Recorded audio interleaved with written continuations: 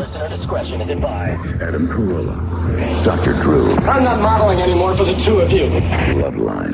Yep, it's Loveline. I'm Adam Carolla. That is Dr. Drew. Phone number 1-800-LVE-191. Fax number 310-854-4455. Dr. Drew is a board-certified physician and addiction medicine specialist. Tonight, our guest is an old friend, Chris Hardwick. Of course, you know from Singled Out. What is he doing? What is Chris Hardwick doing? It sounds like he's turned into some sort of beast, and he's breathing into the mic. That could be me. Oh, my God. I'm a little out of breath, Drew. Settle down. I'm excited to be here. Okay. You know me. I decided, by the way, now that you are so tired of the show, Adam, Hardwick's just going to take your place permanently. Fine.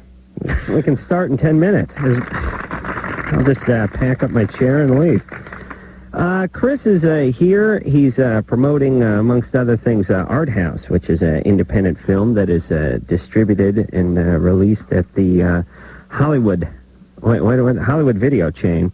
And I shouldn't say distributed, but at least exclusively at the Hollywood video chain, which is a large nationwide chain, and you should have one near you. You make it sound so pleasant. I know. And how does this work? I've never, well, maybe I have heard of it, but it's unusual that movies go to the video store. I mean, usually they get released, then they go to the video store, or if they do go to the video store, it's not an exclusive thing. Well, Hollywood Video has... Oh, I'm sorry, Drew. I remember when Adam told Heather Graham that Boogie Nights was going straight to the video store. Remember that? Is that why she broke up with you? Yeah. Yeah. No, Hollywood Video has a program called First Rights, and effectively they gather up independent films and then release them exclusively for 6 months, and then, so it's that. So it was like an independent film that I did with some friends of mine, and that was that. Well, it's called Art House, and I happen to be in it as well, even though I've never seen it. I'm not the only person promoting something, huh, you capitalist? That's right. And if you take a look at Chris's bio here, or at least the bio on Art House by our good friends over at Bragman, Nyman, and Caffarelli, who always get things right, it says Ray Hardwick is an independent filmmaker. Not my character at all, actually. When he's not making lattes at the coffee shop. Never did that. He hooks up with Weston Craig, parentheses, Carolla. Not you. To make the art house film of their dreams. And I was thinking to myself, wow, I had one scene in this film. You know, at least I got the title right, and that's really all that matters, isn't it? All right. So you're Weston Craig. Right. Not me. No. No. No. And what turns out, no. Who am I? Your character is Cool Guy. Cool Guy. The guy with all the answers. That's Cool Guy. right. Did you read the script? Well, here's what happened, as I recall. But you correct me if I'm wrong about this, Chris. We shot this thing in Burbank. Mm-hmm. We shot it on a very small sort of studio soundstage type place in Burbank, right in the heart of the sort of industrial area and in the scenic area. The dog days of summer. Mm-hmm. I mean, it must have been July or August. It was a good 111 degrees outside. And you know how whenever I shoot something, Drew, it's exquisitely hot? Whenever you work at all. Right. This was the hottest I've ever been in. It was lights and a small stage and a small set, and it was hotter than the hubs of hell. And I don't know what the hell I was wearing, but my whole one scene was just a rant, and I had to stop every 5 minutes, go put my head by the air conditioner, mop my brow off, and then go back and try it again. Now, Chris, who contacted me to do this part just a couple days earlier, said, don't worry about the script. Don't worry about the sides. It's just a couple pieces of dialogue. That's pretty much the whole attitude we had. Come on in and hang out. And then I showed up, and it's true there was one piece of dialogue, but it was almost an entire page covered with words. But we knew you would bring that bit of Carollian magic. There was no way I like that. Thank you. I was going to memorize any of it. So I got the sort of general gist of it, and remember just sort of winging a rant. Well, fortunately, you're not hairy, so you weren't that hot. Oh, I was hot. Mm-hmm. I was hot, and thanks for that, because I am covered with hair. Yeah, I had a kind of surreal experience today at Times Square, seeing a 50-foot rendition of your image. On a, you know how they have those videos, those movies playing on Times Square now? You doing acid again, Drew? No, they had a politically correct commercial. And me and Jimmy and Adam were in this commercial. Really? Yeah. On that big Jumbotron thing? The huge screen. Me, you, and Jimmy Kimmel were in this commercial? Yes. But me, you, and Jimmy have never been on PI at the same time. I know. It was you and Jimmy started they have a little montage of like 8 or 10 guests. Right. You and Jimmy started it, and then I was at the end of it. Really? Yeah. Wow. And That's did nice. you know it was coming up, or were you just I had sort of no walking idea. around? I was at the MTV studios and looking across the way, and I thought it was a politically correct commercial. And then you guys came up. I was like, wow, that's surreal. And then And then I comes came up, Drew. and that was even more bizarre. They let you into the MTV studio? This is a long story. That's actually me that they don't let in. No, they don't let us in either. Drew, why did they let you in? I was on Someone's going to Carson's get show. fired. No, Oh, Carson didn't help me out. I see. As long as he okayed it. All right. Well, he's a young, hot kid. Well, don't worry. Don't worry. He's coming down with us. Faggot better run. That's right. What did you say? Nothing. Said faggot better run, and he's right. All right, so you can go down to the Hollywood Video and get this fabulous art house film. I'm going to fast forward to my scene. How far into the movie am I, Chris? Do you know? You're sparse. You appear sporadically. How about that? I do. Oh my God! Okay. It's another one of those things. Oh my God! Well, if Adam would really just focus more on his acting career, which I know is very important to him, Right. he'd be getting the big roles in film, but they offer and he just pushes it aside because he doesn't care. That's right. Very aloof. Nick, Yes. Yeah. you're 17. What's up? Hey, nothing much. Hey, Adam, this question's for you. For me? Yeah. All right. I know you're the masturbation king. Thank you. And I was just wondering, does the well ever go dry? Not as far as I know. For Adam particularly, or for any human? 'Cause Adam has special powers. You see. That's right. Yeah, for an average guy. Well, you mean, does it ever go dry in a lifetime, or does it ever go dry on, let's say number 4 or number 5? Well, can I, would there be a chance that I masturbate so much that, I wouldn't be able to orgasm, when I'm 25? No. Dust and cobwebs come out, or you expel a testicle or something along those lines? Right. Well, Adam for actually me, has- yeah, let's see. What are Go ahead. my stages? Well, something will come out in the first 2 or 3. Then the next one, confetti comes out, I believe. Then that stick with the bang flag on the end of it, that sort of novelty pop gun. Yeah. Then talcum, or at least what appears to be talcum powder, comes out of there. Could be dried something else. And then then a ghost comes out and just circles around the room, and its mouth opens real big and goes over the camera, and That's a very masturbatory Elizabeth Kubler-Ross. out the chimney, and then my soul, which is the, I think, 8th or 9th thing that comes out. But you can run dry on a single sort of day. Yeah. But you're not going to run dry for a lifetime. Okay. All right. Hey, All right, Nick. I got All right, there. All right. Everyone has a finite number of masturbatory experiences, and once you pass that point, people just have to understand that it doesn't. No, you don't that's run not out. true. You don't run out of seed. Oh, okay. But Adam, Yes. I was thinking you've got me thinking all day now about things I'd like to see from the '70s. Yes. Want to fill Chris in on this? 'Cause I thought of something. Well, I've talked from time to time about things I miss from TV and movies, gags such as souffle humor, where in the first act, Alice is baking a souffle in the oven, and Greg comes in and slams the door, and she Right. runs over to look, and it hasn't dropped yet. Right. But in the very last act, a car backfires, Right. and the thing falls down. Souffle humor. Getting in an argument with your roommate, putting a white line down the middle of the Absolutely. apartment and splitting it in half. Yep. That's good humor. And, well, there's always you're leaving out the sex misunderstanding, where someone overhears something in another room and mistakes it as sex, but they're really trying to fit a salami into the fridge or something. Right, yeah. What they're doing is the plumber's over there, and he's Right. going, yeah, I'm going to clean those pipes out. I better get my snake out and give it a good reaming. I always wanted to hear, the plumber come out and Mr. Roper say, "Oh, what were you doing? Working on the plumbing?" No, I was screwing your wife in the Yeah, other room. I was actually. cornholing your wife. Well, I have a much simpler one. You don't ever see the ads or the sort of excited individual jumping in the air and clicking his heels. Yeah, that is Remember that? gone. It's That gone. is gone. Yeah, I don't even know, and that wasn't something that, well, maybe Chaplin Right. brought that to everyone's attention in the 20s or the 30s, but But it became an advertising sort of lexicon of the '70s. yeah, it did, and that's gone now. I guess. There's no good Hitler spoofs anymore either. Well, I'm working hard on one. I can't talk about it. Drew, who do you want to talk to? Let me get this up here. Hold on. There. Justin, yes. year 16. What's up? For the past, 2 months, I've been fantasizing about, having oral sex with girls, me giving it to them. Oh, that's low self-esteem. And what's your concern? And I was just wondering, I used to never ever do it, because I always, smoke, I guess I smoke a lot of weed and stuff. Right. I'll take the wind out of your sails. Yeah, and then, What's you smoking weed have to do with not giving oral sex? well, I don't know, it just made me never ever think about doing anything. And then all of a sudden I quit, and now, I was like, I used to think it was gross and stuff. Now, Nothing is a case study of one, but it does have interesting implications for why the Jamaicans don't like doing this so much, but which is true, they don't. But Well, it's really just black guys in general. Brothers don't No, like no, to go no, down, no. but white guys on hand. That's Jamaicans particularly. I've talked to some and just think, woof.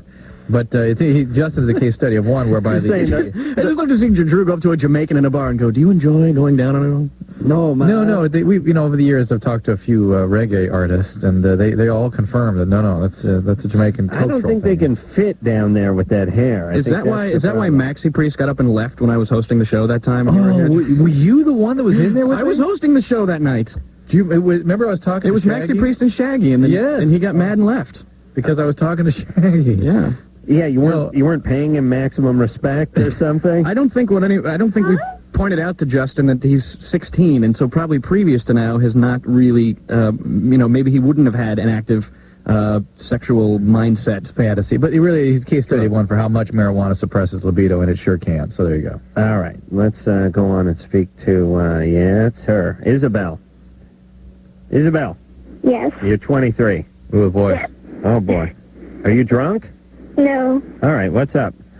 I have a question. First of all, I have to say you guys are cool. Way cool. Thank you. I have a question for Dr. Drew. You're 23, Isabel? Yes. Everyone says I sound like I'm 10. Yeah, that means something to us. But go ahead. I have a question about breast reduction. All right. Is it a major procedure, and is there a big scar? Or Well, how it is depends. it It is a significant surgery. It requires general anesthesia, and it does cause a scarring, basically an inverted T going down from the nipple and then under the breast. The women that really want this procedure don't seem to be terribly bothered by the scar, but there is a scar. There is. Oh yeah. Is there any other effects as to maybe later on having kids and wanting to breastfeed or anything like that? Not that I'm aware of. How It's just the fat they're taking. how out. large are your breasts? 34 double D. 34 double D. Oh, that 34. See, that's a good combo. Nice rack. What you're looking for is the low first number. See, I have to explain this to the listeners all the time because they think, That we're making they comments. think 38 double no. D, 40 double D. They think that's good, but all that means is a lot of back and lat and shoulder. Shoulders, Yeah. You want the low first number, 34, and then the down the alphabet. D, Particularly if you're double trying D. to cultivate scoliosis later in life. Right. Yeah, So 34 double D is a nice combo. Are you a petite gal? Yeah, I weigh about 105. Oh my goodness. Adam, Yes. settle down, boy. This is. Hold on. You talk to my penis? Put that away, please. Are you done, Adam? No, I'm not done. I'm just getting started. What city do you live in? Rancho Cucamonga. Rancho Cucamonga? It's kind of a haul, but you could make it by 2. Yeah. Yeah. What are you, about an hour away? About. All right. Well, you really should have an evaluation by an expert. Well, Isabel, did something happen to you when you were 10? Is that why the voice thing we're noticing? No, I have no idea why I sound like that. All right. Maybe just you're a small person. Okay. Why do you want the Here's reduction? Because I've become very self-conscious about my body to where I'm obsessively working out and just wanting to not get bigger because I used to be heavy. Uh-huh. So when I've lost weight, I kind of went down a little bit Right. in my chest. So I figure if I can just lose weight and just stay, then maybe I'll feel better. Yeah, but Are you- you're 105. I mean, didn't you say you're 105? Yeah. Five- Are you anorectic? 5'3"? I'm 5'1". Oh, 5'1", 105. Yeah. Do you have anorexia? I've kind of developed a problem with it a little bit. Yeah, sounds like it. Well, here's the deal. The surgery generally, is sort of a threshold for the surgery would definitely be physical problems, neck, back, deep bra strap groove, shoulder problems, that sort of thing. But in your case, the reason we keep talking about what happened to you when you were younger is why you have such self-esteem issues, and now we're finding about an eating disorder. Maybe you ought to really look into those emotional issues first before you make a big decision about a surgery. Mm-hmm. Okay? All right, little therapy. Then you make a decision. Yeah, she's 23. She's got plenty of time. Yeah. Oh, that is a great combination, that 34 double D. That is, it really is. People don't understand bra and back size and all that stuff, but the 34 double D, that's unstoppable. Well, it's interesting. You've never mentioned it before, Adam. All right. Carol? Hey, Adam. Shut up. What? I'm having Mike Tyson on a webcast on Monday. You got to be assing me. No, I'm not. How'd you swing that one? We're working on it. It's not completely set yet. Nah, forget it. Well, it's about 80% there. Whitney Houston will be there, too. No way. Where? Down at drdrew.com? Did you ever notice how Jamaican guys don't like to go down on golf? I'm actually going to be in Las Vegas for this National Association of Broadcasters. And Jesus Christ, Drew. Anything but do your job. When are you coming back? Monday night. Monday night? In time for this show. What about us? When are you coming back next? Oh, you mean for from where I am now? Yeah. Tomorrow. You going to be here tomorrow night? Yes. Good, because I missed it. Would you guys just screw and get it over with? What do you mean, get it over with? Attention. It's done. Again? Yeah.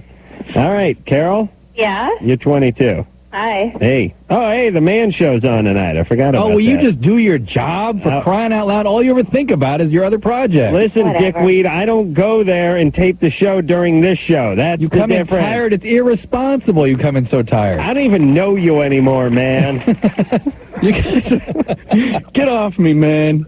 Hey, you know what I love? When did this become Sunset Beach, for I love Christ's that. sake? Hey, back off, Hardwick. You're way out of line, buddy. Hey, man, you're in over your head. That's my other favorite one. Yeah, that's a good one, too. You're in over your head. All right, so the good one is you're in over your head. Yeah. Back off. You're way out of line. You're biting off more than you can When chew. you act this way, man, it's like I don't even know you. That's right. Your mouth is writing checks your body can't cash. Something like that. I don't know. Carol, Yeah? you're 22. Hey. Yeah, what's up? Okay, well, it started about a year ago. Well, didn't start, but my father quit talking to me. And Why? Well, I don't know.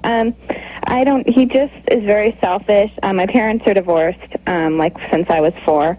And, he just quit talking to me. I was going to study abroad, the next day anyways. And he comes down and just you have a lot of healing to do, et cetera, and it's I've had problems with him for years, right? Oh, he said you have a lot of healing to do? He told me that, which, I don't. He's very selfish. I'm just... I don't know what I did wrong, Well, wait, where did he get the part about you have a lot of healing to do? I think he was projecting.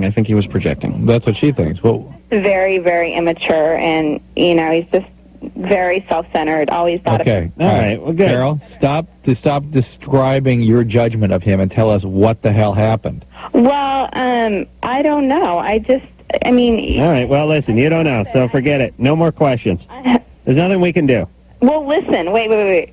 I just think that I'm having so many issues, relating to men because of him, and I just feel that I don't know, I'm looking back on, past relationships and present relationships, and I just feel like I don't know how to relate to guys, I don't trust them. Can I just throw something out there really quickly?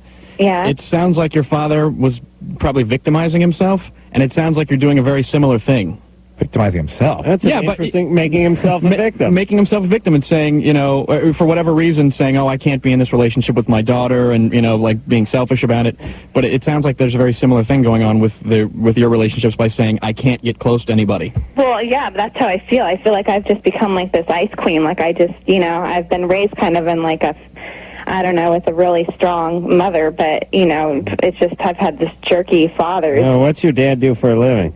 Oh, God, he's just a loser. He has some internet site, and, Right. Yeah. Hey, listen, Carol, you don't sound like you're a huge fan of your dad's. No, not really. Wait a minute. What does he have? Does he make hold on a second. Oh, forget it. Listen, Carol, These you could don't... all be projections of what Mom's saying about him. Well, you know what? It's not. I feel like she hasn't been very influential. I've really seen for myself that he's pretty much a jerk. All right, you don't like your dad. Shut up, Drew.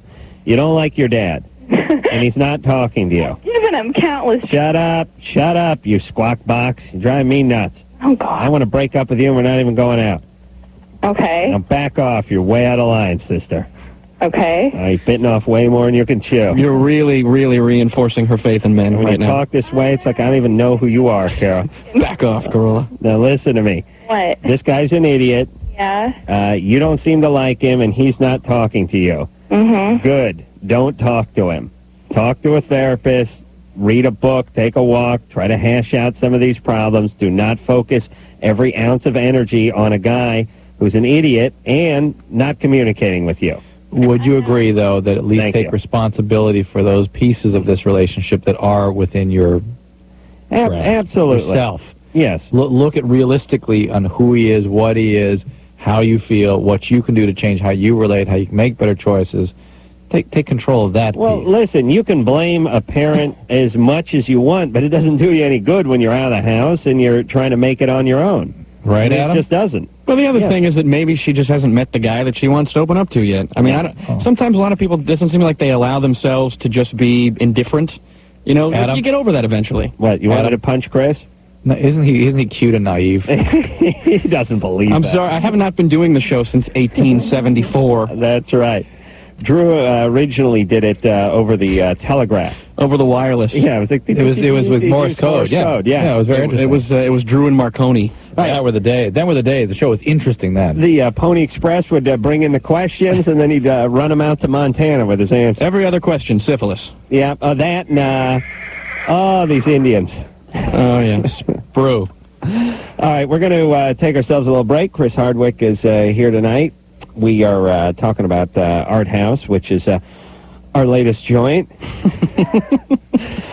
Chris actually stars in this, and I'm giving him a writing and producing credit, even if he doesn't deserve one. No. He gets some. He gets more than whatever I get. But I was in this movie as well, and it's out at Hollywood Video as we speak. So we'll take a little break. And Drew, who are we going to speak to when we come back? How about Louise? Line 2. All right. She has HPV, so she has warts. She wants to know, can her girlfriend get it through oral sex? All of that after this.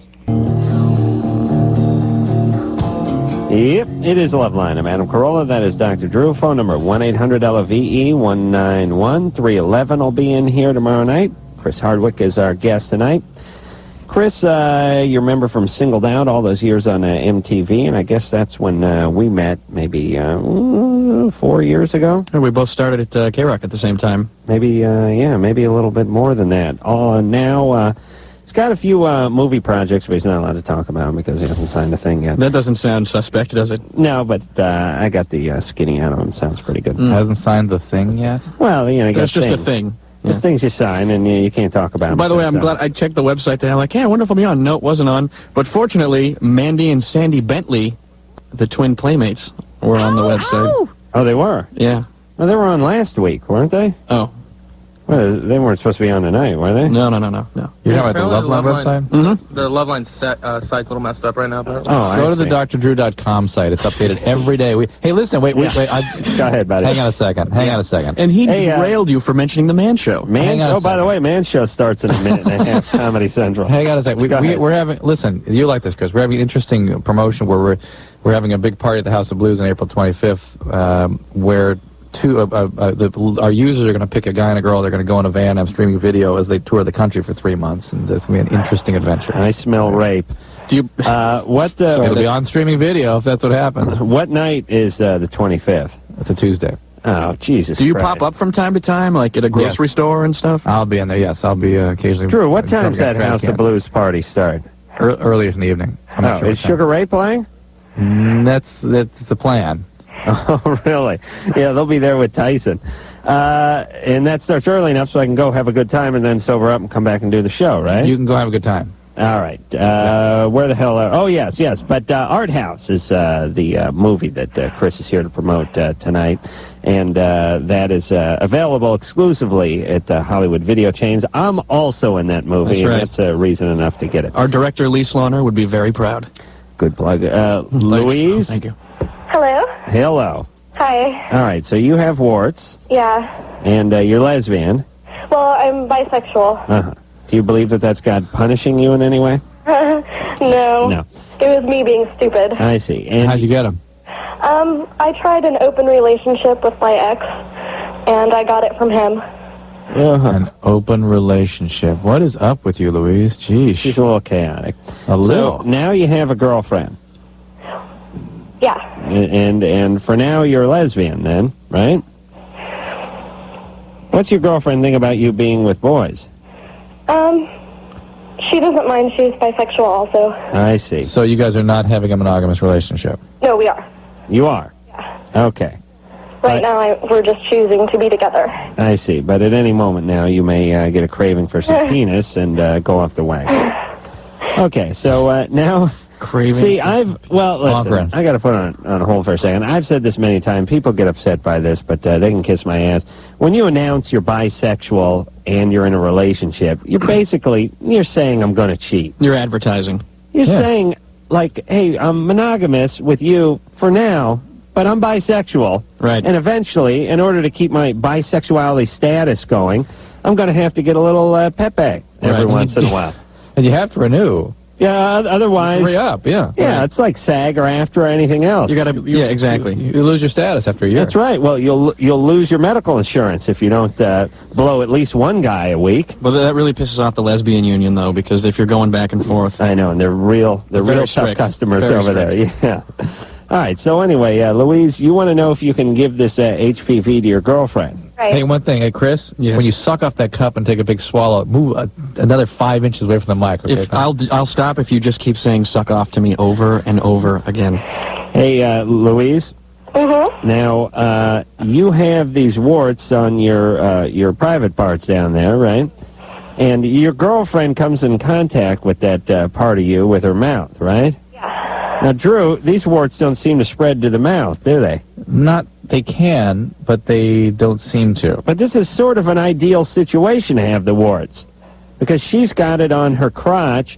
Her girlfriend is not going to get her crotch on Louise's crotch, or is she, Louise? You always see the positive in everything. You give me warts, I give you wart aid. And you guys don't bump with the crotches, do you? No, that would be unsafe, and I wouldn't do that to anybody. I see. So, And she's not even though you can't get it, it would seem kind of off-putting to say, now, before you go down, I have warts, but you won't get them, so go ahead. Doesn't that? It just seems a little odd. How do you know that your girlfriend doesn't have them? No. How do you know that? I haven't done any of that yet until I figured out. Because actually, I've asked many doctors, and I've got conflicting advice. Yeah, I'm sure. I'm not surprised. It's a controversial issue, and I'm not sure that there's any definitive answer that somebody can give you that would be accurate. Do you guys use any sex toys? Yeah, but there's no sharing. And there was some data that came out recently that suggested that I happen to think this data is wrong, but they were suggesting that 80% of women have this virus. Oh, really? That's Yeah. than I thought. That seems a tad high. Well, I think it's probably around 30%, in fact, but 80% was the number that's out there, and that condoms are not particularly useful in preventing the spread of this thing. So what they're saying is 80% of women have it, and 70% of those women don't know they have it. A lot of people don't know they have it, and there's really as yet no good way to prevent spreading. But is that the thing where they survey 1,000 people, and then there's like 80% of those 1,000 people? You know, it may have been 100 surveyed at a wife swapping center. We talked to 10 Bangkok whores. Right, And as it turns out, 8 of them had HPV. Really? Yeah, so there you go. The national average for the United 100%. States, 80%. Thank you very much. No, but it was not that bad a study. All right. Louise? Huh? So anyway, the good news is, as far as we know, you and your lesbian partner, for the time being, can go at it. Do not share any instruments, and keep her crotch away from your crotch, and all will be good. Christina? Enjoy. Christina? Yeah? You're 15. Yeah. What's up? Drew loves it when I say, enjoy. Okay, I have an ex-boyfriend. I'm easily amused. I'm sorry, Christina, go right ahead. Oh, I have an ex-boyfriend. He's going around spreading a bunch of rumors, and I'm getting sick of it. He's just a dick. All right. He is. What are the rumors about? He's going around telling all my friends I'm a slut and everything, and now all my friends turn against me. No, they do not. They don't. Shut up. That's not true. Unless they want to date him or something. Well, one of my are. She's dating him? Yeah. All right, well, she turned against you. Maybe she's convinced a couple of your other friends to turn against you, too, because they're her friends as well. You might want to redefine the term friends. And also, Christina, this one girl that is now dating your boyfriend is probably gathering support lest people should look at her behavior, her shameful behavior, and make her feel bad about what she's done, which she should. So am I making sense? You made sense to me. So what she's doing is gathering up support to turn people against you so they don't notice that she really was a Benedict Arnold That's right. Another 70s reference. Yeah. For your relationship. I would have liked to see a little more Benedict Arnold humor in today's I want some more Carter jokes, and then I'll be happy. Well, we'll see if we can weave those in, too. Christina? Yeah. Here's the deal. You're 15. This crap goes on all the time. And you cannot make people be friends or better friends. If they're not acting like friends, then eventually they're not friends, and you find new people. I mean, people do this. They call the show all the time. They have friends, and they're like, my friend stabbed me with a sprinkler key. My friend is screwing my boyfriend. My friend tried to smother me with a pillow while I was asleep. Well, you know what? At a certain point, they're not your friends anymore when they're bad-mouthing you or sleeping with your boyfriend. But, you know, it's a lot easier for us because we're not in high school anymore. Sure. And the spectrum of our lives is wider. But when you're in school, you know, you only have a small group. You have a clique. Yeah, And that's it seems a lot worse than it actually is because you don't get outside of it at all. And, Well, and you don't care as much. That when is you get your older. world, and your world is kind of effed up. Right. Yeah. And the point is, though, is you have to sort of move to another part of your world and hang out with people from that land. The best satisfaction that you have is in as a little bit of time passes, you'll be able to look back and just say they're a bunch of a-holes, and then you'll laugh. I mean, honestly, you may not seem like it right now, but you'll feel better about it eventually. Brad? Hey, That was terrible advice. What's wrong with me? That was decent. You're 18. We're not listening at Chris. Right. Hi, Brad. Hey, you hosers. Ooh. How's it going, eh? Yeah, that's good. Someone just rented Strange Brew. McKenzie Brothers humor that was all the rage in 1984 is back Well, on you want Loveline. those late 70s, early 80s references. Here we are. Well, that's mid-80s. What do you want, Brad? Hey, can I say something about that marijuana reference to not eating girls out? Yeah. Yeah, I'm a big stoner. Like, I've been smoking weed since, like, a long time ago, and I love eating out. It's All right. Kudos to you, sir. All right. There's also a de-repressive quality to marijuana. Notice that? Yes. Inability to contain impulses, screen thoughts. Thank you. Kapow, Drew. Brad, Yes? none of us like you, so hurry up with your question, please. Man, I like you, Brad. You make my points for me. You illustrate them nicely. okay, well, my girlfriend, she likes to give me head, and I don't blame her, but when she gives me No, I head... don't like you. Yeah. Hold on, Brad. I just have to put Brad on hold because of his sort of side commentary to his own questions, you know? Exactly. Well, Fortunately, he had to justify that. I don't blame her. right, and who could, really? Drew, let's talk to someone else and then have Brad sit on hold. You know, it's funny, too. Brad's been on hold for 52 minutes now. That may explain the aggression. He No. could be punchy. Megan, Oh, hi. you're 22? Yeah. What's up? Well, I was just wondering about if you were to take drugs while you were on the pill, if it would affect it in any Illicit way. drugs. What drugs? Almost. Yeah. Like, well, let's see. My friend, she wants to know about ecstasy, but I don't know if that would affect it. Yeah. I don't know that that's been studied, Megan. I suspect it could. It's not like antibiotics, which are well known to, but it possibly could. Pills are basically designed to be used a certain way. And on the other hand, I'm not sure that it has much of an effect because a lot of people do a lot of drugs, and you don't hear about an extraordinary amount of birth control failure caused by use of drugs. Mm-hmm. All right, so go to the park and shoot up on Drew. And see if you get pregnant. That's right. And you'll have your answer. Mark. Mark, you're 20? Yeah. It says here that you masturbate to your sister. Yes. Yeah. How come I don't believe him already? You don't believe me?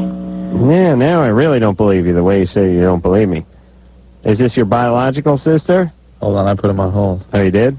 Go. Mark, Yes. is this your biological sister? Yes. All right. How old is she? 22. Uh-huh. Do you still live at home? Yes. Why don't you Something describe the average fantasy while performing this act? I just imagine myself having sex with her. I see. Are you a virgin? No. Have you been with many women? No. Just your mom and grandma? You been with her? Your sister? No, not at all. Not been with your sister? Not at all. Not even a second base? Come on, you guys have been living together for 20-something years. What is it about your sister you think that's attracting you? I don't know. I don't know what it is, but when I was a little kid, I also would try to stare through the cracks of the doors when I was young. Yeah, all right. Well, that's kind of normal, but as you get a little bit older, you stop being curious and attracted to your sister. Yeah, that's what I was thinking. But you haven't stopped, huh? No. Well, let me venture a guess here. When did you start masturbating? At what age? Like every normal age, around 12, 13. 12, 13. And were you thinking of your sister back then? No. No. When did you begin thinking of your sister? Probably around 15, 16. See, there goes my theory. See, my only theory with this guy was maybe he started masturbating early, which he did, 12, 13. The only image of a woman that he had. The only one who was nearby taking a shower or looking through a curtain or whatever was his sister, and that just kind of got stuck in his masturbatory craw. Yeah. Yes, but, you know, I used to have a mad crush on Lauren Tways, the cruise director from the Love Boat. Sure. I lost that at about age 14. Yeah, I picked it up. Yeah, I had the same thing with Adrienne Barbeau. I must have... She was so good in Swamp Thing. I must have dedicated at least a garbage can worth of semen to Adrienne Barbeau's likeness. And, you know, not one of those small office ones either. I'm talking about the big 25-gallon the big metal cans that your friend the garbage man knock around in the morning. Guy got hernia trying to throw that thing in the back of the truck. You're in over your head. All right, my point is even I let that one go. Mark has not let this one go. I do believe him. And something's up with him. I'm curious to know if he's confronted his sister about it. Probably not if he's calling. I get a little bit of a feel from Art that troubles me. All right. You got that too, Adam? Yes. Mark's got to get some therapy. Well, some aggression in there somewhere. Real serious aggression. We're going to take a break. We're telling him it's not good, and he should talk to someone about it other than his sister. And move out of the house. We'll be back after this. Indeed. What's up? Loveline will be right back.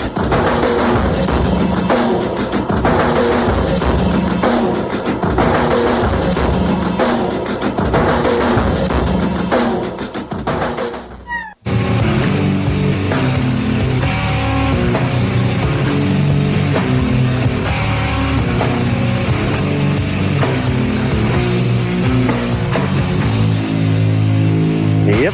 It's the Loveline. I'm Adam Carolla. That is Dr. Drew. Phone number 1-800-LOVE-191. Chris Hardwick is our guest tonight.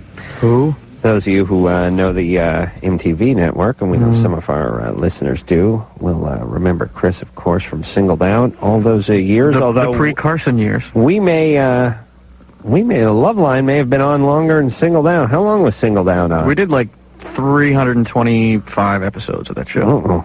True? We've done more than that. I think you have. We've done like 375, I think. Yeah. And you guys are going back for more. Oh, I don't know. You never know. With all the smack I talk about MTV, I'm always surprised that those cheap bastards have us back. But apparently they have no pride over there. Carl? Oh, we're done talking to Mark about the sister? He's gone. He's gone.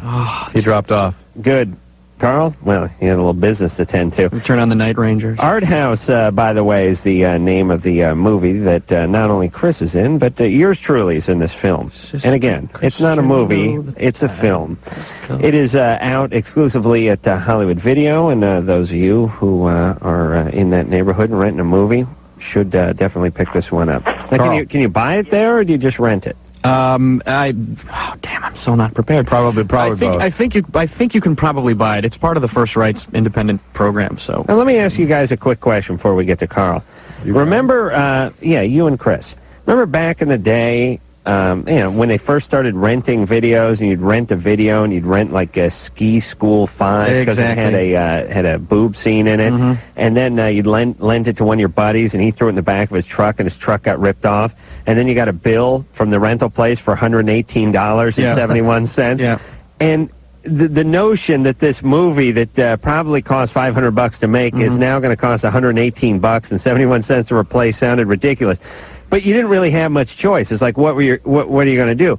But now they sell videos, and you can go get, the Star Wars series for $55. If you rent a video now and lose it, is it still this absorbent fee, or do you think it's just 10 or 15 bucks? I think all the 1995 videos are like the ones that are on some sort of a special. But I think honestly, if you lost Ski School 5, it would probably cost about 118. Because like I still today I think so. So ironically, Because where are you going to find another copy of Ski School 5? Ironically, if you rented Mission Impossible and lost that one, you could replace it for $14.95 because they're selling them for $14.95. I don't think it works that way. I think you probably would have to pay like the full, like $90. Oh my God, what kind of world are we living in, Drew? Carl, Yeah. you're 16. What's up? Every time I go into my math class, I just got this new math teacher, and she's like 29. I just get an erection. It's getting really, really embarrassing. Yeah. Why? Does she know you're getting an erection? No, my friends do. They call me, like, bad names. Are you wearing sweatpants? No. Are you How do wearing? they know? Yeah, they know. Well, just because, like, there's a big lump, dude. Well, you're sitting down at your desk, right? Yeah. Well, do they see your big lump while you're sitting down in front of your desk? You're not the nicest people, bro. What'd you say? They're not really nice, dude. They're like mean. They're like, whoa, dude, look at Carl, dude. No, I understand guys are mean and inherently evil, but how is it that they see your lump when you're sitting at your desk? Because, like, it just sticks. Shut up. They don't see your lump, you moron. Now, you must tell them about it. Well, Okay, that's what we're getting at. So you tell your buddies and then they make fun of you. that too. You'll never be able to explain why later in life the quadratic equation will make you get wood. It is something that every young teenage boy experiences at one time or another. It will go away. It's usually history, though, isn't it? Yeah. Math somehow Yeah, it takes away. it doesn't fit. Wasn't that the plot of Good Will Hunting? Or was that not the same? No, Good Will Hunting was the guy that was a super genius, except for he was a janitor. Right. Right. Janitors must have loved that movie, by the way. I found it ridiculous. Pinky, Hi? you're 24. Yes. What's up? Well, have a bit of a situation. It's been going on for about a little over a year. 2 years ago, I got divorced, and I have 2 children. After the divorce, everybody got depressed, and Everybody? yeah, my kids. I was very depressed. My ex-husband lost about 60 to 70 pounds, and It got down to 255. Right. Yeah, go ahead. 230 and got down to like 170 something. All right, but he's 5'5", so that's fine. The divorce diet. No, he was pretty tall. All right. Anyway, we decided to move in together as roommates for the kids' sake. Very healthy.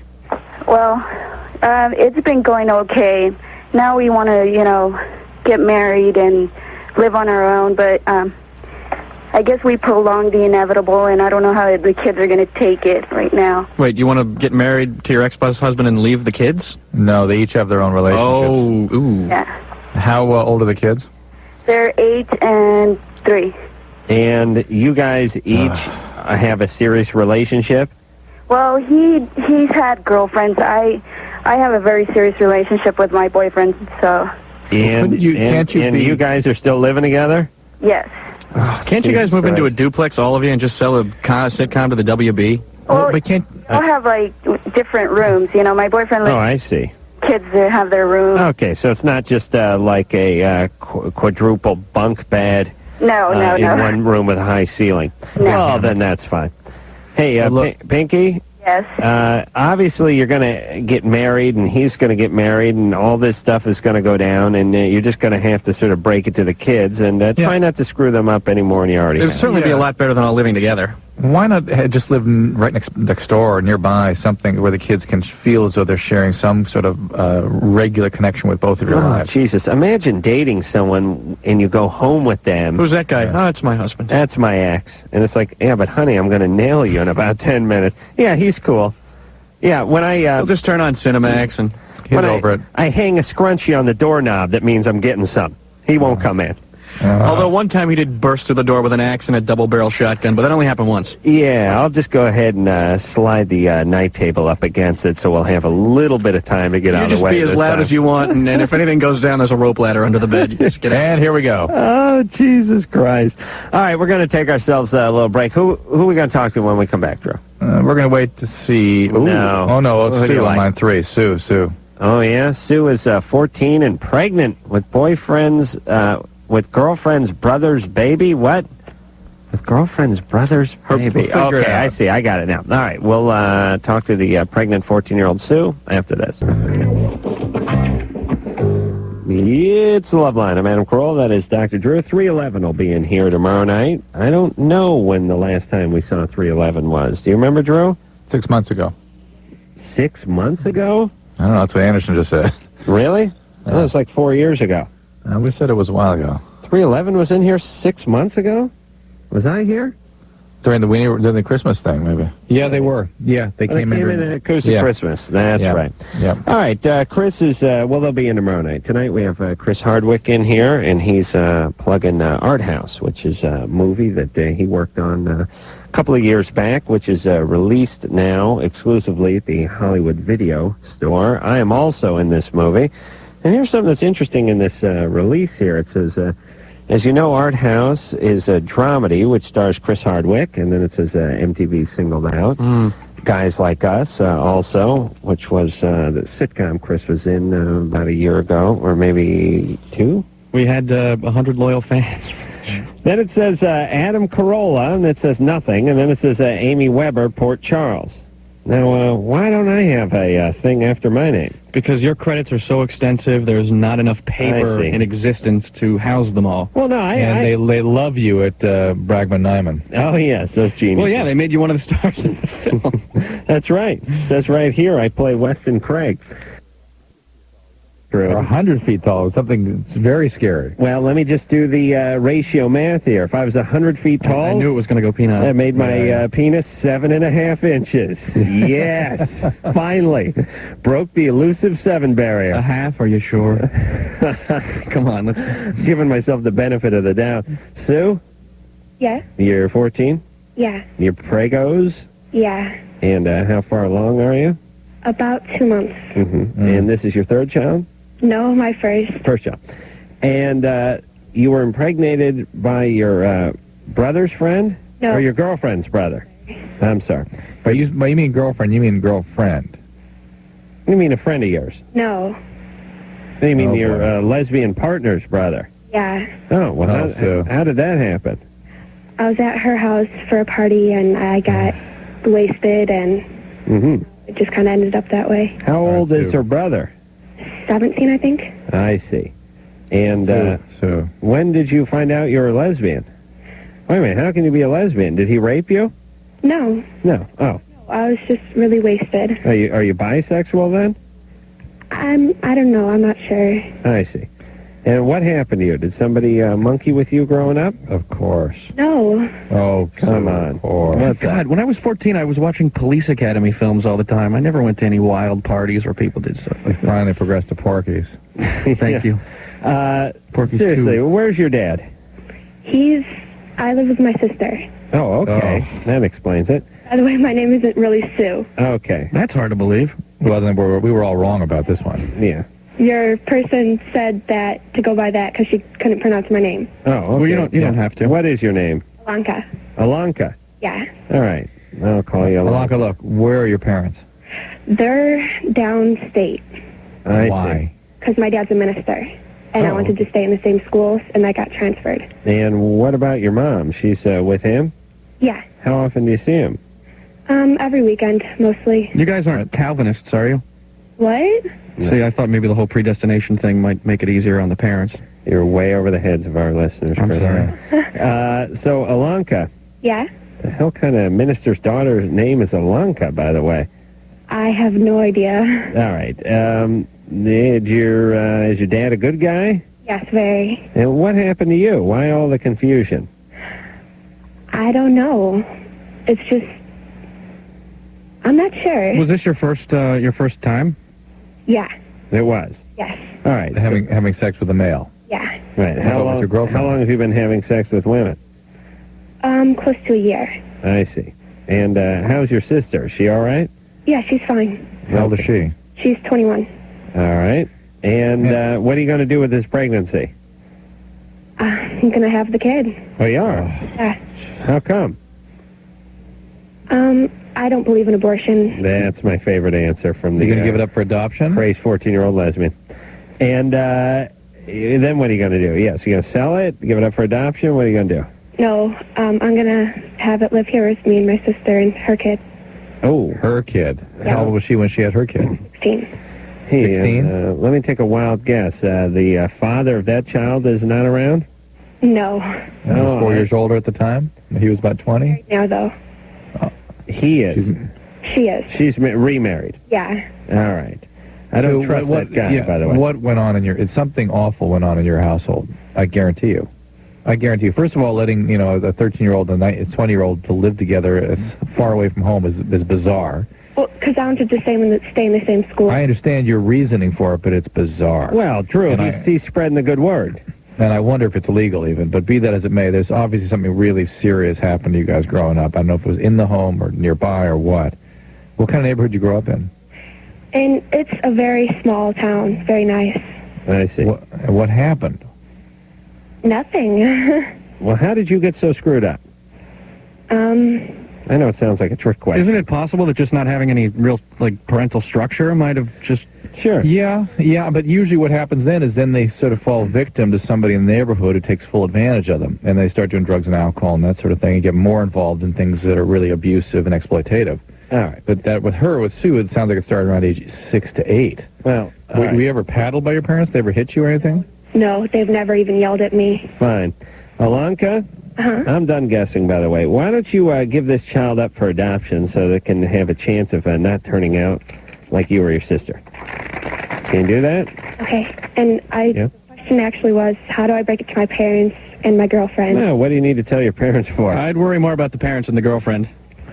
Yeah, and they just found out about a week ago that I was lesbian, so... Break it that I'm pregnant. How'd they find out about that? Well, they kind of walked in at me. I was down at their house, and... Oh, I see. So you're getting it on in the living room, and they came home from church? Yeah. How'd they take that? What'd they do with that information? They're very worried, very upset. All right. How about the initial shock approach? I'm addicted to heroin. You are? No, I'm kidding. I'm just pregnant. Yeah, that's good. The lesser of two evils. What are they worried about? I don't know. Well, you said they're very worried. What are they worried about? You're going to go to hell or something?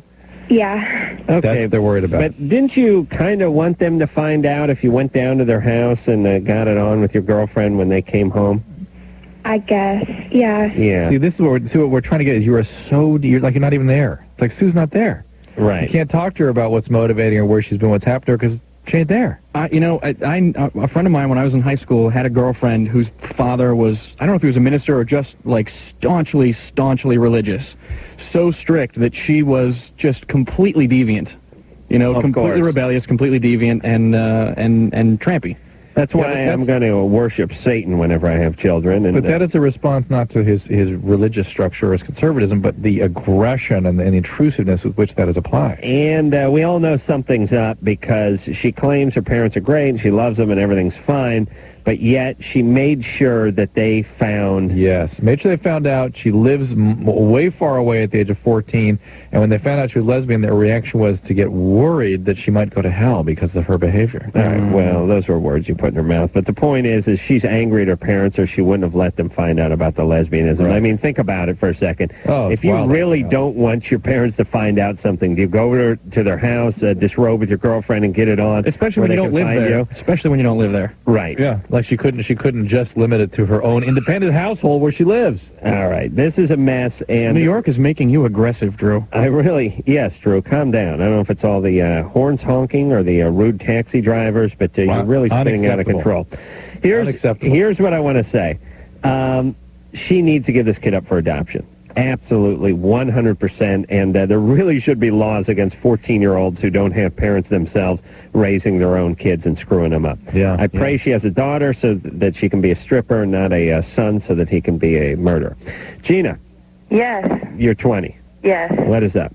My question is actually for Dr. Drew. Mm-hmm. I've noticed that I have these little red bumps on the surface of my vagina, and I had one, and it went away after some time, and then now, 3 more have come up. And they almost look like little blisters, but, I'm pretty monogamous with my boyfriend. He's monogamous with me. I'm not really... Are they on the skin, or are they on the sort of the lip surface? No. They're, on the skin. The skin. Are they in the pubic area? Yes. And they're red. Do they have little white sort of tops on them? Sort of, yeah. Just during the winter? Sound like ingrown hairs. If you scrape them off, does anything come off? Well, I mean, I don't really want to pick at them because Okay, have you though? bleed. Is that what they do if you pick at them? Mm-hmm. They bleed. Mm-hmm. And did something scrape off them when you picked at them? Not really. I mean, it's kind of like picking at a blister, like. Uh-oh. But I can't really. That sounds like herpes. No. Does it hurt or burn? No. Hey, No, it Drew, sounds she like- said it felt like a blister. It's molluscum contagiosum. I really think so. Really? Because that doesn't hurt. It's red. It's a little. It's more like a vesicle than a blister, right? Like chicken pox. Kind of, yeah. All right. Yeah. Well, does she need to get checked out? Yeah, to be sure. In layman's I can't terms, be sure. what is molluscum contagiosum? It's a virus that causes things like what she's describing in the pubic area. Is it a sexually. It is. It's a sexually transmitted disease, but it's not. It's completely harmless, and it usually goes away by itself. And to sort of get control over it, the doctors usually sort of scoop the tops off them. There's little round, hard white things sometimes come off the top. Harmless except for the aesthetic thing. Yeah. Right. Yeah. All right. She needs to go talk to someone and find out He's saying. exactly what it is. All right, let's speak to John. John is 25. John, Yeah. what's up? Not much. How you doing? Good. What's your question? My girlfriend and I have been going out for a while now, and we always talk rather sexually or provocatively while we're having sex. And we've been contemplating on having another person in our relationship. We've been contemplating, or you've been hammering her about that? Probably been the latter part of that. Yeah, you've been bugging her about it. Yeah. All right. Yeah. And how long? I love guys. I know we've been talking. We came together, reached a conclusion that we'd love to have another third person. Hey, let's do it with somebody else. I don't know if hey, we're talking about it, you know. Hey, It's always the girl going, all right, okay. John, how long have you two been going out? I'm going to fib a little and just throw the numbers off just because I'll go short and say 3. Oh, Jesus. Why is hell is everyone that? such an idiot on our show? It's the Riddler. Okay. So you say 3 so we can think 4.5. Yeah, probably. Thank you. Everything takes 20 minutes on this show. Boy, I've heard Drew talk about this subject time and time again. And what would he say now, Chris? He would it would always. I mean, I can't do it quite in Drew speak. Yes. But it would be something to the effect of once you have a threesome, your relationship is never the same, and most often will end up in a breakup. That's Yeah, right. thank you. And then my theory is if you're hankering for a threesome a few months into a new relationship, you're probably not as in love as you think you might be. Mm-hmm. I mean, think about it. Everyone close their eyes. You've met the woman of your dreams. You've been going out for a scant 3 or 4 months, and you're thinking about weaving someone else into the sexual fabric. You're probably not that into her. So I agree with you, and I agree with Drew. The relationship will be thrown off balance by this, and will ultimately it will see its demise based on this. But I think its demise came when you decided to bring someone else in the bedroom. So I don't think it's a coincidence. There's a great movie called Sex Monster, which is about a guy who convinces his girlfriend to get into a threesome, and then she starts having an affair with the woman. Right. Yeah. And that happens too. But I think it's a guy's sort of unconscious effort to sabotage a relationship when he vies for the threesome. You really give it that much credibility. Well, no, I think what it is you get in a relationship, it starts getting a little intense, it starts feeling you start to feel Serious. You start to feel a little serious and a little vulnerable, and you start to have feelings, and you go, I got to screw this up. I got to get out of this. But you don't think consciously, I got to screw this up. You think, what if we got another chick in here? Right. Lo and behold, it screws things up, Right. and you got your wish. So rather than the thinking usually goes along the lines of, it would be so much more fun. Right. It'd be so much more lively, so much more arousing. because rather than delving into like more serious emotional issues. Well, rather than I'm getting kind of uncomfortable, or the feeling sometimes is boredom, and those are the feelings people have when they don't want to have feelings. So when those feelings arise, it's probably a sign that the relationship is not doing too well. That is my point, and that's why I believe they end with the threesome, not because of the threesome, but because they decided to have the threesome. Rose, Yeah. you're 23. What's up? Well, I'm getting married in September, and I have been wanting to see my fiance have sex with another female. Well, if you catch him Friday nights between midnight and 4 a.m., he's usually doing that. Just make sure all the wedding gifts have a return policy.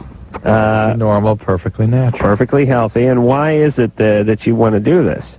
I'm not sure. All right. Well, now, we were just talking about this theory, but I would guess that you probably don't want to get married, and you know this is going to screw things up, and it's a good excuse to get out. Usually when you have your first meeting with the clergy that's going to marry you, he'll want to know that you've done this. Right. Yeah. Hey, Rose? Yes. Why, any other unusual thoughts that you've had in the past about the gents?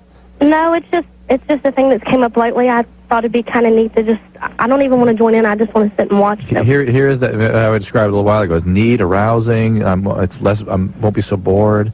Well, why? It's all about the feelings that lead to sabotage. Do you want him to reciprocate and go, and hey, honey, why don't you try it? No, I don't think she does. Do you? She just wants to end this thing. I just want to watch. I see. And whose idea was this? It's mine. It's yours. And have you brought it up to him? Yeah, kind of. If you want that third-person point of view feel, why not just buy a video camera and watch it on television? Watch you. Yeah, you get that POV of a third person outside of the sexual engagement itself. She wants to be pissed. All right. Hey, Rose? Yes. Yeah. And what does he say to this? He doesn't like the idea. He doesn't. Oh, see, that's where this came from. Right. He's sort of healthy. He's a nice guy. And she don't like it. How long have you guys been together? A little over 7 years. Oh, my Lord. Watch this. Is he different than your previous boyfriend? Well, he's really the only steady boyfriend I've ever really had. Yeah, they've been together 7 years. No, but listen, but before... How much dating was she doing before that? Hey, listen, you just talked to a 14-year-old, right? All right. And what kind of relationships were they like before him? I didn't really have much of a relationship. Hold on, let me jump in here. Drew, you should know that whenever you attempt to make any sort of example, even a small or insignificant one, it always backfires in your doctoral face. Yes, go ahead. You do it then. All right. Rose? Yes. Where's Daddy? He's not around. All right. And what did he do before he left? Well, him and my mom split up when I was 7, and after that, he just never had anything to do with me. And did he do anything bad before he left? No. Yeah? No drinking, no beating on Mom, nothing like that? No, actually, he was a pretty good husband. He just... Why did they break up? For the leaving part. My mom didn't love him anymore. I see. And then why didn't he love you anymore after he broke up? Because he was angry at her, and he took it. Oh, okay. Please, well, that's perfectly normal, perfectly healthy. Hey, Rose? Yes. You must be pretty damn mad at your dad for abandoning you that way. Wouldn't you say? Yeah, I'm pretty pissed. All right. And whatever you feel toward your dad in general, I think you have a decent amount of anger toward men overall. And I think you want to sabotage this, just like we were talking about before. I'm not sure if you want to get married. I think you want to see your husband in this act with another woman, and I think you want a reason to get angry. You don't have any kids, do you? No. Good. Please don't have any kids. Huh? I don't want any for a long time. Good. That's Rose. right. There's your healthiest impulse right there. All right. Do not get married. Get a little counseling, and do not carry on with this bizarre fantasy of yours. She's angry, and she wants an excuse to vent it. That complex web of psychosis is fascinating. Oh, my God. She is a mess. I'm telling you, because women don't think like men. For a woman to have this thought, she's pretty whacked. Meaning, here's what I want to say. Yeah. We talk to guys all the time that haven't seen, just like Rose's dad, their daughter since they were 5 or 6 or 7. And that's bad. That's not a great guy. But you know what? It doesn't mean he's completely whacked. You show me a woman who hasn't seen their son or daughter since they're 5 or 6, a mother, that woman is whacked. Yeah. Because there's a biology it working here. And this is like the opposite with sex. And this is Rose doing this. This is whack. I'm nodding in blind agreement. Thank you. Brian? Yes, hi. I had a question for Dr. Drew. Yeah? Okay, have you ever heard of the Boston Medical Health Group? I don't live in Boston. Oh, no, you don't have to live in Boston. They have it over here in Orange County, matter of fact. There's one in Costa Mesa. All right, what are they? My question is, it's for penile enlargement and pre-ejaculation. Yeah. And I went there for pre-ejaculation, and they gave me a shot, and I was wondering if, it was supposed to keep me hard, and then they're supposed to follow up with it's like an expensive dosage. It's like $900 for 6 months of dosages, 10 times a month. It's in the back of a trailer with a cardboard Wait, sign. is this papaverine or something? Is this papaverine or something you inject into the penis? Yeah, it's injected in the base of the base. Yeah. What they do. And then it got me like a hard on, but not fully erect. They said it's not supposed to. But I was pretty much wondering if that's bad for you in the long run. Well, there can be I'm surprised. I'm shocked. In fact, they would give that to a 21-year-old unless you have you're a spinal injury or a diabetic or something. No, just they said that that's normal for me for whatever. I'm 21 years old, and I guess you could say hair trigger real fast. And All right, but hold on, Brian. There's one thing I'm a little confused about. You have a premature orgasm when you're with a woman, right? Right. But what does that have to do with your erection? He wants to keep it going after he's ejaculated. So it's kind of like walking with bare feet. Your feet start to develop calluses or whatever, and you get used to it. I see. So hold on. Good metaphor. Let me just make this. Let me just make sure we're on the same page. So you have sex with a woman, you have your usual premature ejaculation, and then you give yourself the injection? No, it's before, and it's supposed to, like, I might, It just keeps him going. fast still, but at least I'm staying hard. You don't lose your erection. Well, two things. Brian, those repeated injections can cause scarring of the penis. At 21, that's why I'm concerned about them giving you this treatment at your young age. Yeah. Over the long term, it could be a significant deal. And Adam, remember I brought in that mock-up of a penis to practice injection on? Mock-up? I thought that was a jumbo novelty-sized penis you'd brought in. Remember? Yeah, it was like a lucite penis. No, it was like a rubber one. Well, it was rubber, but it was transparent. When you're a doctor, you can play everything off as it's medical. Yeah. That's great. Yeah, it had a big crank on the end of it, and it was black, and it had two heads, and Drew said it was part of his research. Property of Drew. That's what we give people to help them learn how to do these injections. Right. So, did you get one of those rubber penises, Brian? No, I didn't get a rubber penis. Well, maybe you could have saved some money and just for $900, you should get a box of rubber penises. Yeah. You should get some bronze balls too. I didn't buy it. I didn't buy the dosage because I don't have that kind of money to front. It cost me $150 for the exam itself. Oh wow! And it did leave like a little bruise, and they said that's kind of normal where they inject. Yeah, that's why. Again, it's the scarring that's the biggest concern. The newer injectables are pretty safe. They're basically sort of anti-inflammatory. All right, but here's the deal. You're 21 years old. You're having a little premature ejaculation problem. Couldn't you just do some Tai Chi and biofeedback or something and work this out without the drugs and the injections? I don't know. I mean, if you can, Dr. Drew, if you could tell me what I could do, maybe like a herb or something, I don't know, to last longer. What could he do, Drew? Adam, we normally give the same advice, so go ahead. Oh, I see. Put the poster of the Hey Vern guy on the ceiling. Oh, come on. He's not alive he's dead anymore. now. That's right. That joke is not funny now. That's terrible. Yeah, but it'll be good. That's right. I forgot. Well, that'll add another 10 minutes knowing he's in the ground. Okay. Ernest goes to hell, as my partner Jimmy says. Next thing you can do is masturbate and remove a bullet from the chamber so that the gun does not go off so quickly, or at least when it's in the holster. Work it out with your partner. That's right. Really, really find it's a combo event. It's not necessarily an event that happens just to Brian. Why don't we just out of curiosity, let's hear how long he goes before he ejaculates. Oh my God! This is going to get scary, Brian. Yeah. How long do you go before ejaculation? Quick. I mean, it doesn't even last a minute sometimes, And I mean, it's real quick. Sometimes like 30 seconds, Drew, isn't there any kind of like numbing gel or something you can? Yeah, couldn't you rub some Coke on it? Wouldn't it be cheaper? No, but there are serotonin reuptake inhibitor medication. The Prozacs and the Paxils and things can delay. All right, who should he speak to about this beside the Boston Clinic? I would, yeah. It seems to me he's sort of running amok in the system. He needs a good general practitioner to help him sort of understand what is and is not appropriate management of this sort of thing. I would think if he's really going to be aggressive about this, he'd also have a psychiatrist who specializes in this area. All right. When you say this area, you mean the groin. Sexual dysfunction. We will take ourselves a little break. When we come back, we're going to speak to... line one? Line one will speak to Joe thinks sperm comes out when he pees. We'll get to the bottom of Joe's urine problem after this.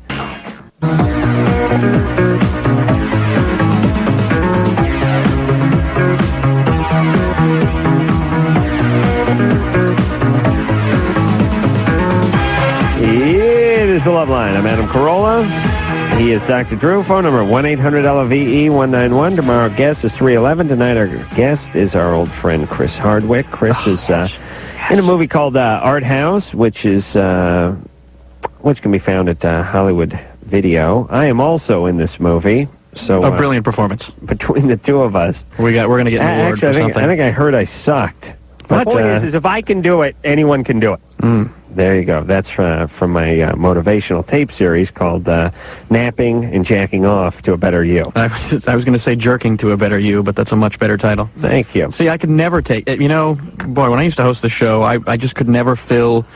You're just much funnier than I am. It kills me. Well, that's true. No, that is not true. It's entirely true. Well, it's all right. Chris is an actor now. People would call in and go, you suck, when's Carolla coming back? I'm like, leave me alone. Weep, you know. Those guys called? Good. I had that was Adam calling Chris. It was me calling with my fake teenage angst voice. That's good. Chris ran out to his car and grabbed a flyer because he forgot he was in a play, which is coming up next week. It's all about plugging, really, just blind plugging. I'm not even going to segue into it or pretend, you know. Yeah, it's a play at the HBO Workspace at the Melrose Theater next Wednesday and Thursday. And what is it called? It's called Tales of a Bleaknik, directed by Mr. Phil Lamar. Phil Lamar, we know, well, I know from the Groundlings, and you may know as the black guy from Mad TV, although is Phil still there? I don't know if he is or not. I don't know what's going on with the show. Well, the show's still there. I'm trying to think if Phil's still doing it. But anyway, I've known him for many years. He's a great, talent, very funny. And he's now a director, so you should go catch Chris. Again, plug it one more time, Chris. Tales of a Bleaknik, Melrose Theater, next Wednesday, next Thursday, 7:30 p.m. That's right. Joe. True. Well, and go to drdrew.com. Drew is silky smooth. He could have waited hang on a second, Joe. Hold on a minute. What was that, Chris? I said, and go to drdrew.com. Oh, okay. So as long as you throw his plug in, it says everything's cool. You know what I love about Drew? If he'd waited another 0.3 seconds, he could have made a nice, smooth transition there. But he wanted us to know that we were inappropriately straying. No, it wasn't about you, Chris. I know I've got to pick my opportunities and strike, because Adam, once he gets going, he's very passive-aggressive. Joe?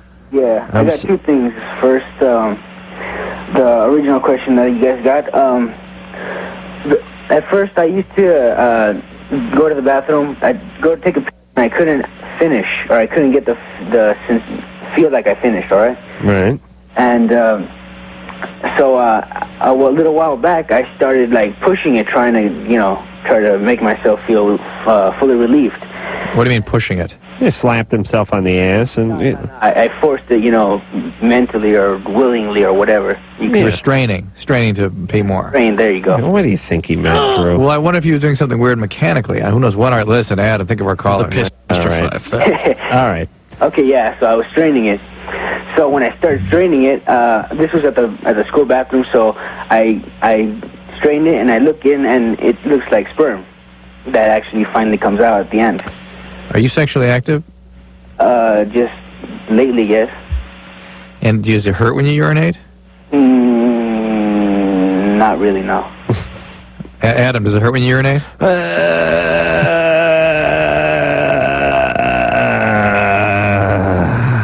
No. Okay. Yeah, Joe. And does it, when you have to go, do you feel like you have to go all of a sudden? Like you have to go badly when you have to go? Well, sometimes. Hey.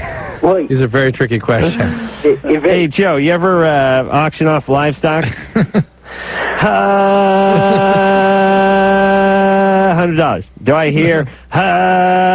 Okay. Boy, how do you turn a urination topic into an auction? That's brilliant. Thank you very much. I'm almost definitely sure it's not a sexual disease because I've only been with one person. I'm the same Joe that called a while ago about his girlfriend and the erection problem. That's right. Regular Joe. Yeah. Hey, Joe with an erection problem before. Hey, Drew. Yeah. You think could be some sort of a prostate problem? Maybe, well, no, I think infection or something. Yeah, I think what he thinks is sperm is probably pus, and I think this business of not feeling like he finished evacuating his bladder is part of the irritation of the urethra, and he probably has urgency and hesitancy and all the usual stuff. He really does need to be looked at for this. So he may. I had a friend of mine when I think he was like 18 or 19. He was pretty young. He got like a prostate infection, and it was the same stuff. And I don't know, he got on some antibiotics and it cleared up. Yeah, prostate doesn't usually cause pus or discharge, though. So. Well, what would it be then? You think it was a sexually STD, trans? Yeah. You do? Yeah, plain old. Yeah. There. Non-gonococcal urethritis, something like that. There you go. Got to get checked out. Marie? Marie? Hi. You're 23. What's up? Okay, I don't know exactly. This is going to sound so stupid. I was in a bookstore reading a book on, like, different kinds of psychological illnesses. And my boyfriend, he's always teasing me that I'm schizophrenic because I'm, like, really, really sensitive, and it doesn't take a lot to, like, make me cry. Or I could watch a commercial on TV and cry. Yeah, that's called depression, Marie. I do whenever I see that my 1-800-COLLECT commercials. Very embarrassing. Me too. Why don't you just cry into your pile of money? That's right. Jerk. No, I wipe my ass with the pile of money. Another hundy? Big deal. Flush it. That's right. Hey, Drew? Yeah? I'm a millionaire. Literally a millionaire. I told you that? Literally. All right. So, Marie? Yes. That doesn't sound like schizophrenia. It just sounds like... cyclothymia or depression. Boy, you know what I can't stress enough to people is to not read medical encyclopedias. Do not read... If you don't think anything's wrong with you, because you could probably pick about half the things in any medical dictionary and go, but this is me. I have this. Well, yeah. It's such a bad thing. It's really the equivalent to sitting down with a psychic and having the psychic go, let me guess, you're a very creative person? Yeah. And the job you have right now, that's not really fulfilling you creatively. You're amazing. Let me tell you something else I think about you, Chris. There's a side of you that you show the world. Then there's another side of you that other people don't know about. You psychics are too good. That's right. And obviously, if you start reading about something and anything sounds close, it you're just gonna sounds like believe she's that's anxiedal and probably sensitive. You know. Well, I'll tell you, we really sounds. We find like you have everything that's in the book is when you read about personality disorders.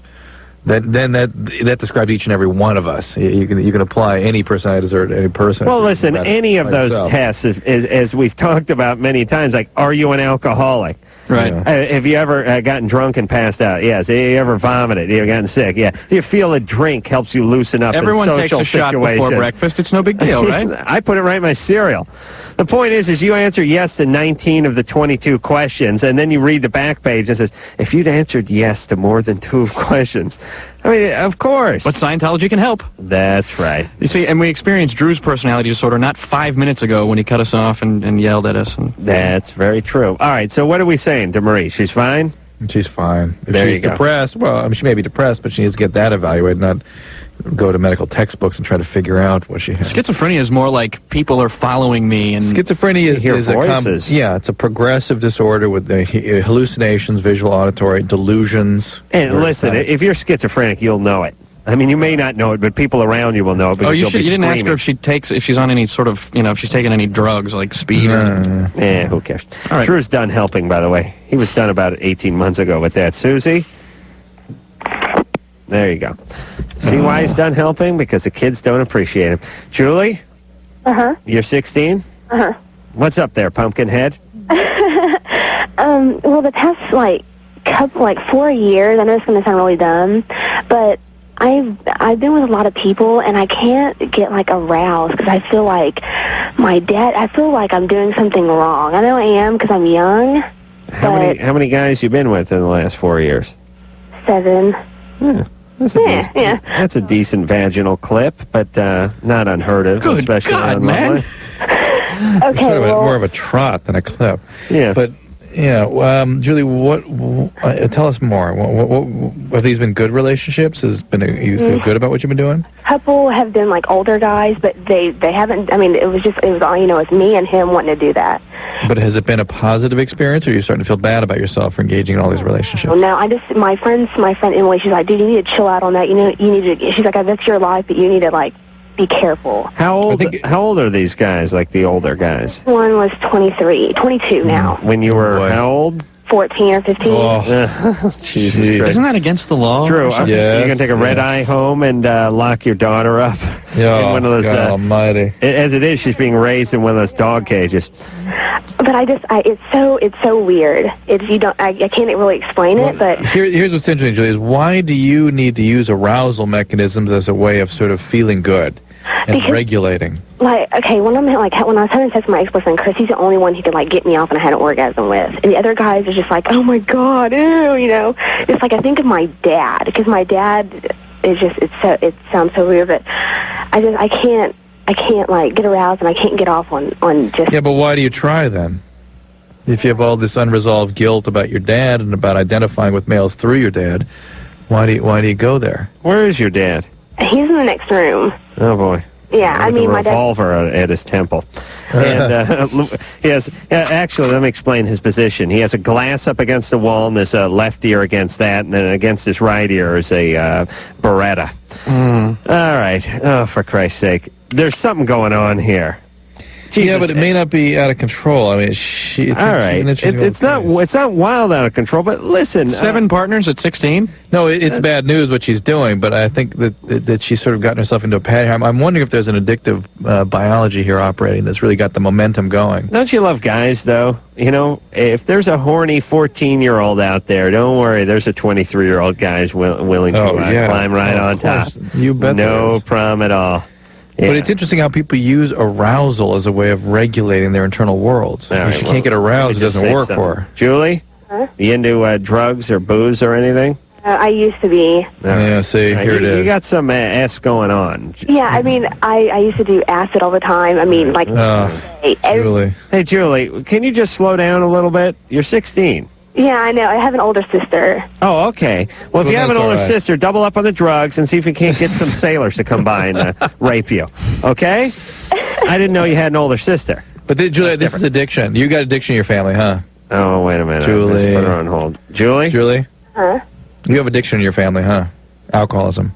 No, not alcoholism. Well, yeah, my dad drinks a lot, and he'll bitch at me whenever, like, I don't... This is Julie, this is alcohol. This is the beginning of alcoholism. I'll do a quick Loveline. Do a little Loveline reenactment. Yeah. You have alcoholism in your family? No, not alcoholism. Or addiction, alcoholism? No, not alcoholism. Yeah, my dad will drink a lot. My dad used to do a lot of coke and spanking with his penis, but it was not really addiction. But that's the way people think about it. They can't be objective about their lives. Like, is there addiction? You can't... alcoholism, yeah, that's us, yeah. That's right. But they just don't put it in that context. Some Dawson's Creek writer just made a character out of Julie. You're going to see it on the next season. We will take ourselves a little break. When we come back, Drew. Yeah. Who will we speak to? Ryan. Ryan is 16 years old. Now that girlfriend took him back after cheating on her, he's bored.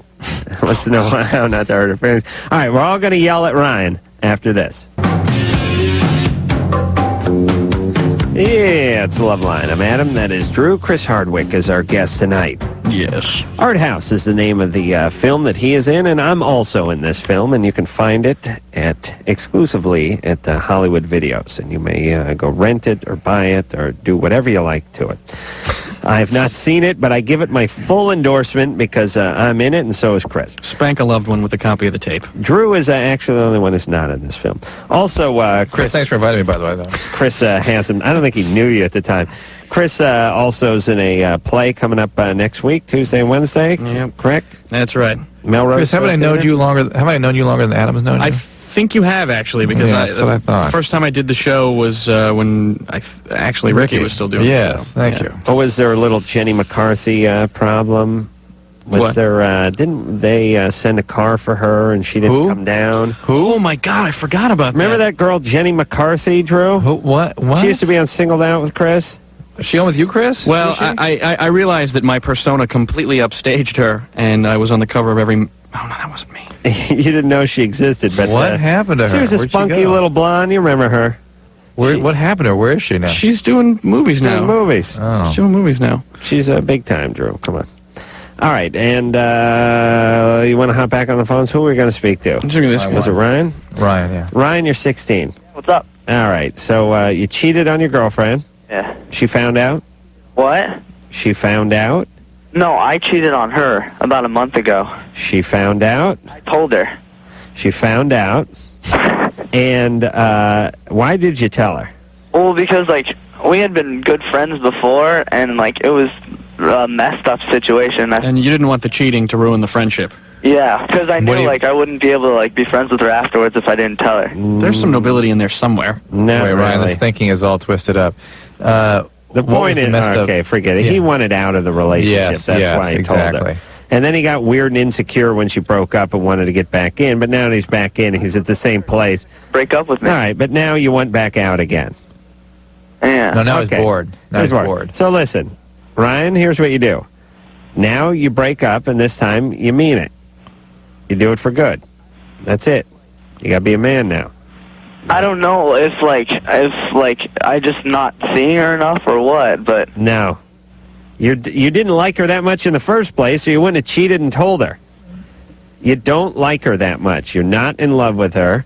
You like her. You feel bad that she likes you and that you're hurting her, and that's why you have to break up with her and not puppet her around by yanking on her strings, all right? like see her afterwards, and I don't want to like. All right, then get married, you Nimrod. He probably respects her a lot less because she got back together with him. Yeah. Oh, boy. Lee?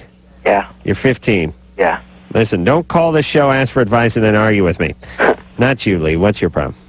Well, about 2 years ago on Halloween, me and my mom were driving like 2 in the morning, and we got pulled over, and they found, like, I guess, Coke in her car, and I found out that she was addicted to Coke. Oh, boy. And ever since then, she's been in a rehab program, and she's relapsed twice now. I found out yesterday she relapsed for the second time. Did you participate in the program? Did you go to the family sessions and all? Well, there was no family session. Well, I went to NA with her. You know, I went to NA meetings. Why did you go with her? Well, because at first I was very supportive and stuff. And Lee, that's not the way to support an addict. Okay. You support an addict by doing your own codependency recovery. You let them take care of their disease, and you take care of your component of it. You go to Al-Anon. You go to Alateen in your case. Uh-huh. You do not go to a meeting with them. That's none of your business. Well, they can't do their work. She can't stand up and talk about the weird S she's been doing. If her son's sitting right there. She does. She's gonna be. No, boy. Lee, no. Even worse. Lee, you don't go to those meetings with her. Not unless you're an addict also. Even then, you shouldn't go to the same meetings. Listen, I wouldn't go to a carnival with my dad. It'd be too humiliating. I couldn't imagine going to a CA meeting. You go to Alateen. That is your support for an addict. That is your job. All right, well, well, help her. But I found out she had promised me, last she wouldn't do it again. Yeah, but Lee, listen. That's why you're going to Alateen. You got to go to Alateen, brother. I'm sorry for what she's doing to you. I'm sorry for what you have to go through. But your answers are at Alateen, not sifting controlling through her. the past and figuring out what she's doing. Oh, Jesus Christ. Could you imagine going to one of those places with your mom standing up and was like, yeah, I blew this Shriner last week just to get $30 so I could get another hit of crack. And a Shriner, you couldn't do better. There you go. Oh, my God. What is that car ride like? Oh. The car ride home after the CA meeting. That's got to be golden. That is a Kodak moment right there. Liv? Hi. You're 19. You want to know if a boy can fall in love with you in 2 weeks. Right on. But first I want to say hi to Chris. Hi, Chris. Oh, wow. Hi. Howdy. Drew, would you put the goddamn Torah down? Pardon me? Who's fumbling through all that paper back there? Oh, my gosh, I'm in the bathroom. Oh, that's you. Screwball. I thought Drew was reading Swank or something. That's my hair. I don't know. I'm like... Listen, put teen people down and get on the phone. I'm on the phone. All right, you met a guy. He says he's in love. It's only been 2 weeks. Yeah. I believe him. Wow. How old is he? These are the nice guys, the dependent guys. Hold on, but okay, listen, fellas. Okay, all of his roommates. He has 2 other roommates, and they're all really professional, and they're in sales. So they know how to key in. They know how to listen. They have great listening skills. And all right, who cares? Speaking of great listening skills. That was excellent. Yeah, they know how to key in. They know how to listen. Oh, who cares? Listen, he says he loves you. It's been 2 weeks. Why don't you believe him? And listen, He's everybody. a salesman. He's a salesman. I hate to sound too jaded, but Chris, you'll back me up on this one. You get to fall in love an infinite amount of times in your life, so go ahead and use them up. Over and over and over. Yeah, so just go ahead and throw it out. Love just comes prancing through the door. Well, I mean, you get to say I love you to as many people as you feel like saying it to, so go right ahead. I love you. We'll be back after this. I love you, brother.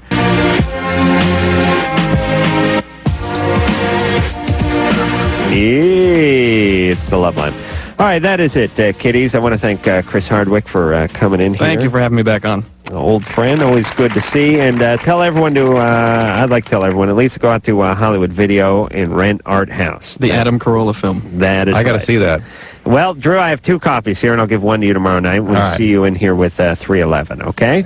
All right. All righty. And until next time, this is Adam Carolla for Dr. Drew saying mahalo. Back off, Hardwick! You're way out of line, buddy! Well, now. This has been Loveline. The stuff expressed on Loveline is not necessarily the stuff of the staff, management, sponsors, or anyone else, including Westwood One Entertainment. Loveline is produced by Ann Wilkins Ingold. Now, please enjoy these birds.